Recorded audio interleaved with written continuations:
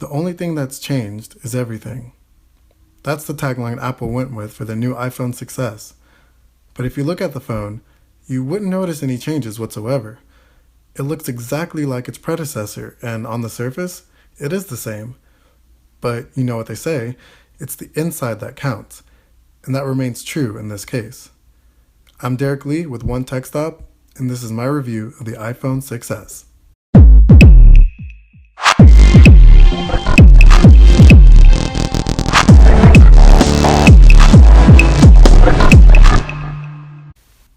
Everyone that knows me knows that I'm not a big fan of Apple, whether it's their Mac lineup or their iPhones. I carry around an iPod Touch around for music, and that's generally as far as I'll go. But when the iPhone 6s was released, I jumped at the opportunity to try one out, and here's why. When it comes to Apple's S products, they're generally iterative upgrades from the previous model, with a cool new feature here and there. But as far as the S6 goes, it definitely feels like a big leap from the 6, with upgrades found largely across the board. Has Apple finally created an iterative upgrade worth upgrading to? Let's find out. As far as design goes, the iPhone 6s falls in line with Apple's typical way of doing things.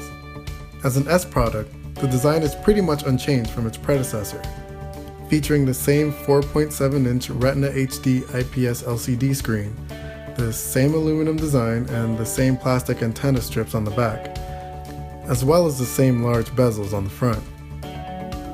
All the buttons and ports are the same as well, and everything pretty much looks the same. The only difference is a new rose gold color option, which you see I have here. The 6s is only very slightly thicker than the 6, at 7.3mm instead of 6.9mm, and I'll get to that in a second. Here's where we get to why Apple went with their slogan for the 6s, because pretty much everything on the inside has changed.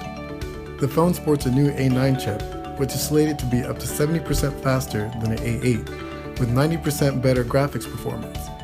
There's also 2GB of RAM, more than any previous iPhone, a new 6-core GPU, and support for LTE Advanced. We also get an updated camera with 12MP rear and 5MP front facing. The biggest difference of all, though, is probably the new touchscreen technology, and the reason the 6s is slightly thicker than its predecessor.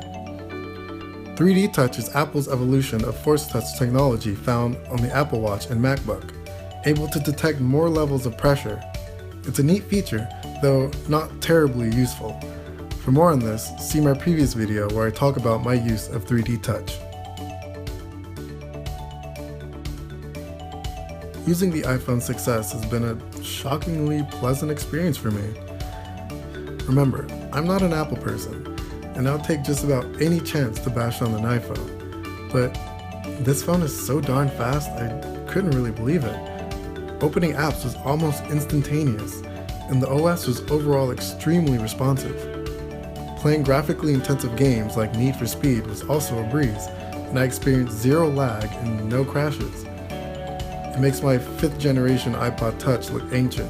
In fact, I kinda don't want to use it now anymore, but unfortunately with only 16GB on the iPhone 6s, not recommended for anyone, I decided to keep my music off the iPhone. But I was still able to access all my tunes thanks to Microsoft's Groove Music app, which lets me play my entire music library from the cloud.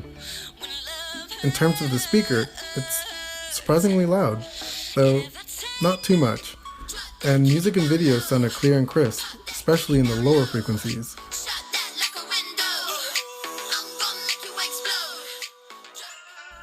Video also looked great, and though I would have wished for a higher resolution screen, colors were vibrant and pixels were pretty much non-existent for the most part.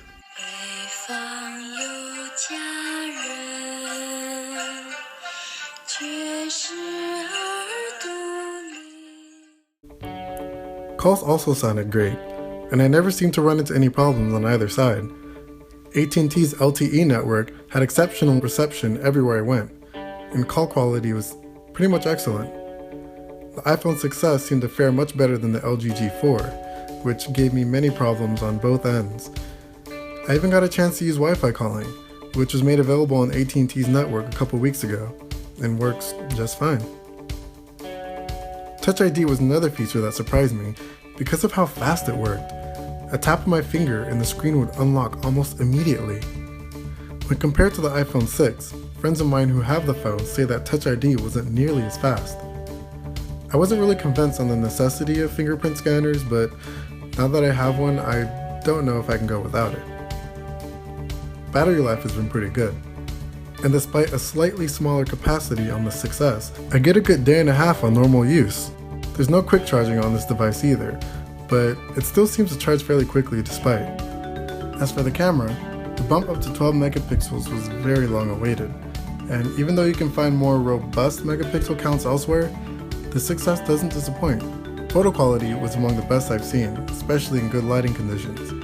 Colors are crisp and images are sharp. The lack of optical image stabilization does present itself when capturing darker areas like shadows. For a look at all the photos I've taken on the iPhone, check out my article in the link below, or check out David's video comparison on the iPhone and his Galaxy phones. In terms of video quality, the iPhone is capable of shooting 4K video, though due to memory consumption, I've largely stayed at 1080p. There's also slow motion video capture at 240 frames per second, which is a pretty neat feature, though one I haven't spent too much time using. Selfies look a lot better now that the camera has been bumped up to 5 megapixels, and there's even Retina flash for especially dark environments, which really just uses the screen at max brightness to light up your selfies. It's kinda useless though, unless you're in especially dark areas, and selfies tend to suffer from hella noise in this case. All in all, the iPhone 6S is a great phone, and unlikely to disappoint, especially for the devoted Apple fans out there. While it may not offer an octa-core processor or 41 megapixel camera, the 6S is no slouch and offers speed, a great camera, and some good features all packed into a sleek design. The usefulness of 3D Touch remains to be seen for me, but with some Android manufacturers now scrambling to get the tech on their phones, this may just be the beginning. As an avid iPhone hater, I can honestly say that I'm sad to see this phone go, and I was particularly surprised at how attached I got to it. This is Derek Lee, and thank you for watching, and don't forget to subscribe and check out our other videos.